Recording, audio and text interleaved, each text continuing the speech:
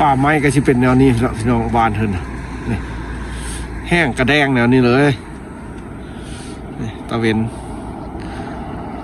จะได้สูงซ้ำนี้ละพี่น้องเลยสบายดีเด้ออยู่รัสเซียพี่น้องเลยวันนี้เป็นบุญวันคริสต์มาสของประเทศรัสเซียพี่น้องเดี๋ยวสิพาย่างเบิ้งประเทศรัสเซียในมือบุญที่อันคนบุญสำคัญของเขาเจ้าพี่น้องเลยอยู่ประเทศรัสเซียบุญคริสต์มาสเดี๋ยวสิพาไปย่างเบิ้งพี่น้องวันนี้เราสิพาพี่น้องไปบุญ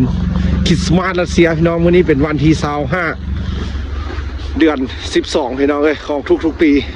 เลยถือว่าสำคัญที่สุดเลยมือนี้รถรางกระชิหลายพี่น้องเลยมือนี้เดี๋ยวเขาสิพาย่างพี่น้องเลยนี่ก็คือบรรยากาศบ้านเพิ่นเพราะว่าตอนกลางคืนก็จะมีการจุดพลุพี่น้องเลยถือว่าให้เดินทางเข้ามารัสเซียในช่วงนี้ก็สิได้เห็นกับวัฒนธรรมของเขาเจ้าพี่น้องเลยของชาวรัสเซียเดี๋ยวเราเบิ้งแสงตะเวนพี่น้องนี่ตอนสวยๆ1 โมงหา2 โมงเลยนี่พี่น้องตะเวนอยู่รัสเซียถือว่าโบได้เพียงหัวจักเถื่อพี่น้องเลยจะขึ้นอยู่ซ้ำนี้แหละในบ้านเพิ่นนี่บรรยากาศเด้อพี่น้องแดดเปรียงๆกว่านี้แต่หักความหนาวนี่เยือดเลยใส่โซ่ง3 ตัวพี่น้องเสื้อ3 ตัวความหนาจักสิมาได้พี่น้องครับเดี๋ยวสิพาย่างพี่น้องเลยสิได้เอาโทรศัพท์ไว้เขาสิถ่ายยาวเลยบ่ได้เพราะว่าโทรศัพท์มันสิดับพี่น้องเบิ่งความหนาวเสื้อ3 ตัวพี่น้องเลยใส่สมืออีกถ่ายให้เบิ่งแบบป่าไม้พี่น้องเพราะว่ามันแห้งกระแดงคักขนาดพี่น้องเลยปกคลุมด้วยหิมะ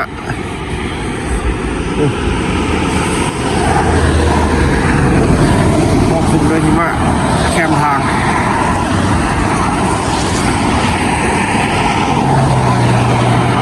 อยู่ดินแดนรัสเซียเด้อพี่น้องเอ้ยอากาศ30 องศาลบพี่น้องเอ้ยในดินแดนแห่งนี้พี่น้องเอ้ยดินแดนวิลาซนประเทศรัสเซียนี่พี่น้องดินแดนแห่งการทหารที่แข็งแกร่งพี่น้องเอ้ยวิลาซนที่ปกป้องศาสตร์บ้านเมือง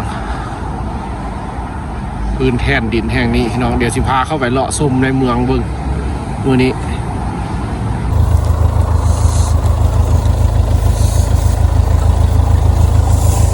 ย่างมาได้2 ชั่วโมงพี่น้องรู้สึกว่าแถวนี้แข็งหมดละยอดรัสเซียเด้อพี่น้องเลยหน้าจุดแดงตรงหน้าดำบ่ดำยังแดงพี่น้องเลยเบิ่งเขาสิพาเข้าไปเบิ่งพี่น้องเลยรัสเซียเรื่องมื้อนี้เขาสิได้อย่างไปฝากพี่น้องทางบ้านเด้อจากคลิปชีวิตอยู่รัสเซียพี่น้องเลยแดดหนาวในมื้อนี้เขาสิพาย่างเข้าในเมืองในบุญคริสต์มาสพี่น้องเลยบุญคริสต์มาสของเขาเจ้าสิพาพี่น้องไปเบิ่งการปั้นน้ำแข็งพี่น้องเลยเพิ่นเอาน้ำแข็งมาปั้นเดี๋ยวสิเป็นจังไหนพี่น้องเลยอยู่ทางนี้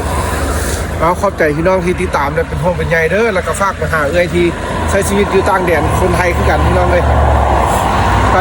เห็นเพิ่นเอาลงกับเมืองนั้นเพิ่นก็กำลังจัดอันบุญคริสต์มาสคือกันพี่น้องเลยเพิ่นก็ไปเลาะซื้อเอาต้นอันคริสต์มาสด้านนี้เอาไปไว้งานแล้วก็เพื่อจะเฮ็ดทางศาสนาบูชาพี่น้องเลย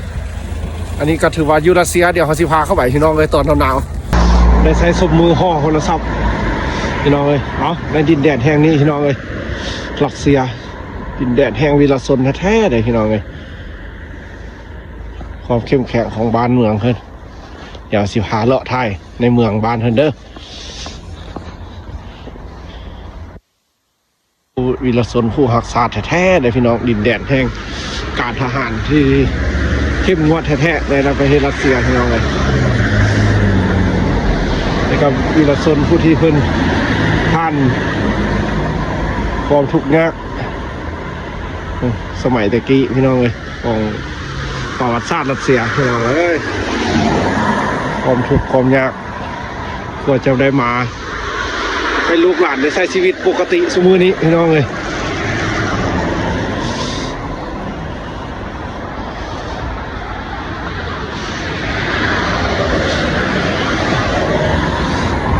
อากาศหนาวประเทศเพิ่น ศพมือจนขาวพี่น้องความเย็นหนาวไปใส่ผ้าคลุมโทรศัพท์เพื่อบอกให้มันดับพี่น้องไงก็จะเป็นผู้หญิงผู้ชายสมัยตะกี้สมัยโซเวียตพี่น้องการต่อสู้ของเพิ่นเพื่อจะได้มีแผ่นดินเป็นเอกราชโน่นนี้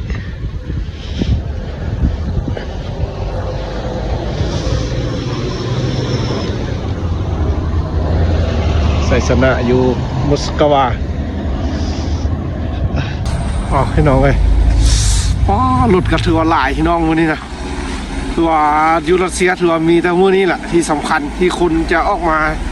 โลกมาเที่ยวหลายพี่น้องเพราะว่าเพิ่นจะเป็นวันหยุดของเขาเจ้าพี่น้องเลยบ้านเมืองของเขาเจ้าพี่น้องอันนี้นะเดี๋ยวสิพาย่างเข้าไปในเมืองคนละพี่น้องเข้าไปเลิกๆไงคนละในวันนี้อากาศที่ดีสุดพี่น้องเลยวันนี้ฟ้าแจ้งสวยงามมากถ่ายวิดีโองามหลายพี่น้องวันนี้นะ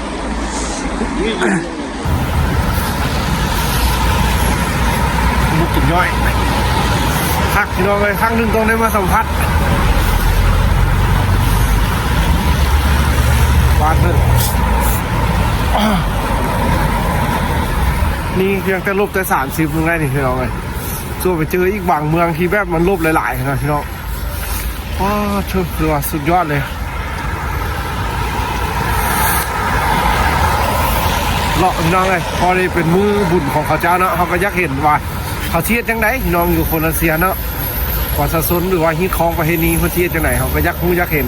เพราะว่าอยู่บ้านเขาก็ถือว่ากำลังฮิตที่เอาไปน้ำไส้นะพี่น้องเพราะว่าแบบยังเอ็ดแบบคือบ้านเฮิร์นนะมันเป็นยังคือว่าอยากเอาสู้ไปบ้านเฮิร์นไปน้ำไส้สินะเดี๋ยวที่มาเบิ้งดูว่าเป็นยังไงพี่น้องแล้วก็สิพาพี่น้องไปเบิ้งพร้อมว่าต้นกำเนิดชาติของเขาเจ้าตะกี้มันเป็นยังไงชาวรัสเซียเอ็ดอันบุญคริสต์มาสนี่พี่น้องเพราะตะกี้บ้านเขาก็บ่เคยเฮ็ดเคยเห็นเคยเป็นเนาะพี่น้องเดี๋ยวนี้ก็คือว่าอยากว่าเอาไปน้ำไส้ละพี่น้องเลยในบางหมู่บางกลุ่มเพราะว่าเป็นหมู่คู่บ่าวสาวเนาะพากันไปฮิตเอ็ดบุญคริสเตียนพี่น้องเลยเราเบิ้งอยู่รัสเซียนะคนที่เอ็ดจังไหนสินะสิหาเบิ้งเด้อพี่น้องเลยของชาวยุโรปชีวิตคนเมืองหนาวพี่น้องเลยวันนี้เขาไปสิขาย่างเข้าไปเบิ้งที่เอ็ดจังไหนพี่น้องเดี๋ยวไปเห็นน้ำกันฝากพี่น้องติดตามออกที่ท้ายให้เบิ้งไปอันนี้ก็จะเป็นฮานแบบนั่งลิ้นซิวๆพี่น้องเลย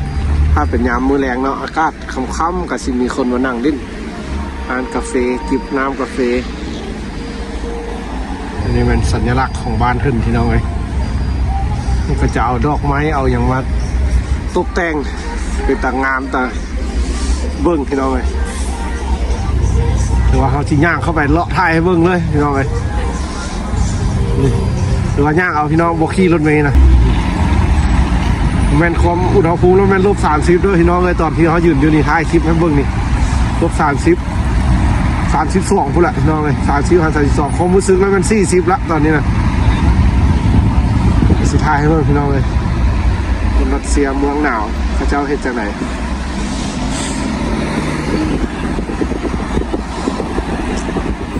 คือบ้านเพิ่นพี่น้อง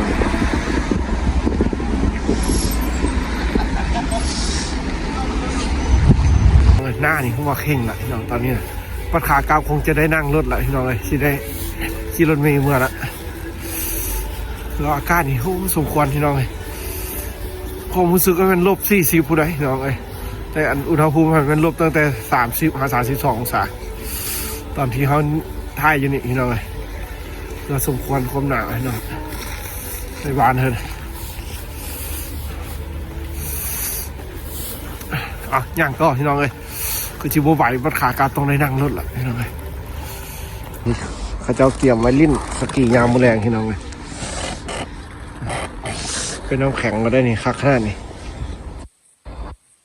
หนาวแข็งสกีเอ็ดบอลของบ้านเขาตอนนี้เขายังโบเปิดเถอะพี่น้องเลยตัวยังโบเปิดตอนแรงเขาจะสิเปิดพี่น้องขนาดแสงสีอะไร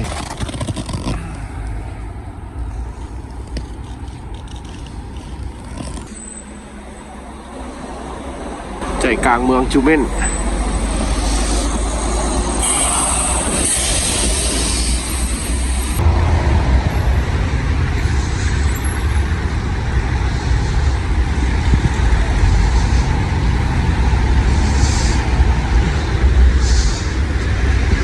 สถานที่นี้ถือว่ายังไม่เคยพาพี่น้องมาจักเถื่อ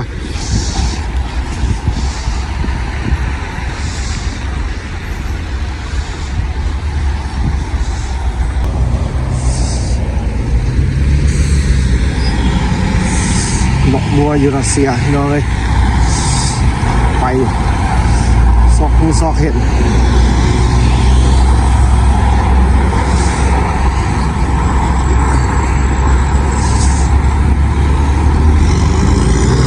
ผมเคยมาจักเรือสถานที่นี้พี่น้องเลยย่างไปเรื่อยๆพี่น้องเมื่อยแล้วก็กลับบ้าน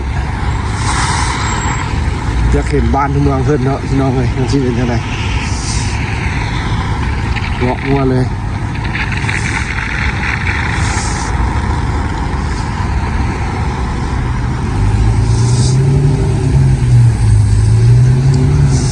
นี่คือว่าเขียนว่าทางลงทางขึ้นทางเข้าทางออกโอ้มีใต้ดินอีกใต้ดินพี่น้องมีทางใต้ดินลงอีก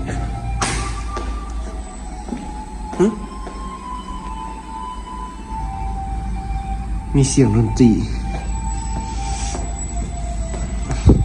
มีคนมาห้องเพลงเล่นดนตรียังเห็นเลยนี่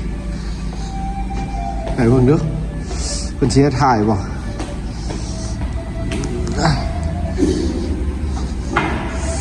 โอ้มีซันใต้ดินเลยโอ้ผู้หญิงเป็นผู้หญิงเล่นดนตรี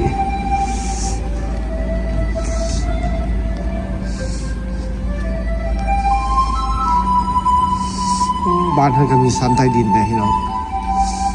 คือว่าลงมาก็อุ่นด้วยนึงเขาเล่นดนตรีเลย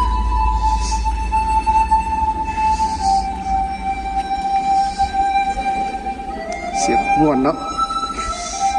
มันหายรอบดี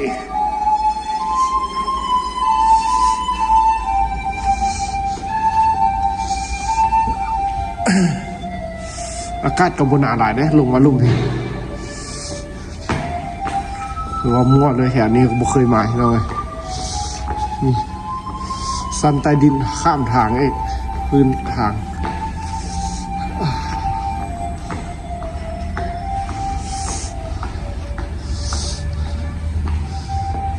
ไปตาม Google โอ้เป็นสวนสาธารณะอย่างลิ้น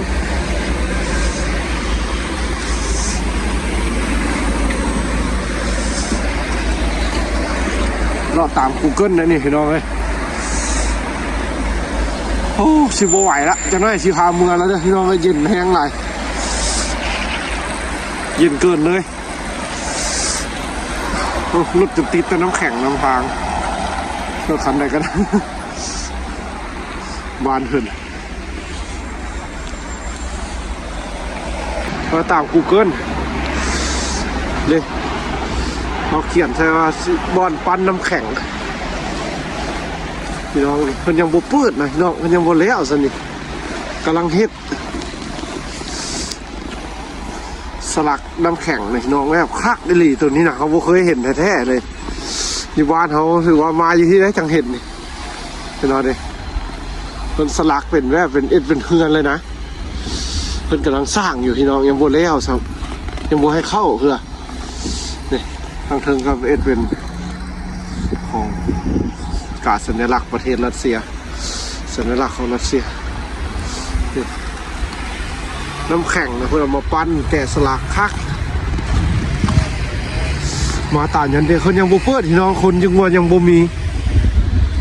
คนยังเอ็ดบ่แล้ว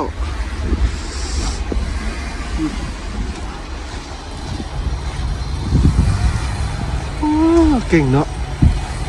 คนนะแกะสลักนะน้ำก้อนว่าแกะสลัก มีอยู่ประเทศเดียวพี่น้องเอ็ดแนวนี้นะนี่นะมันยังไม่ให้เข้าพี่น้องยังไม่ได้เข้าซุ่มเพื่อเนี่ยเพิ่นกำลังเอ็ดอยู่น้ำแข็ง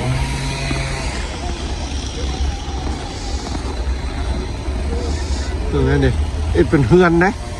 สร้างเป็นเฮือนคักขนาดนั้นเลยนะ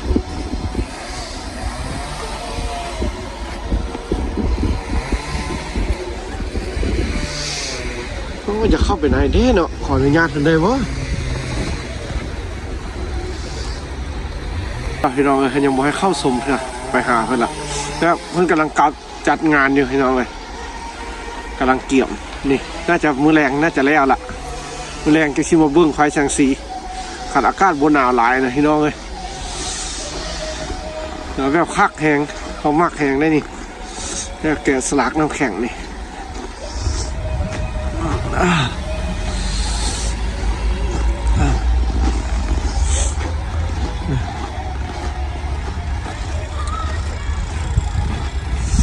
เอาหิมะมาเอ็ดเป็นน้ำแข็งเป็นก้อนใช่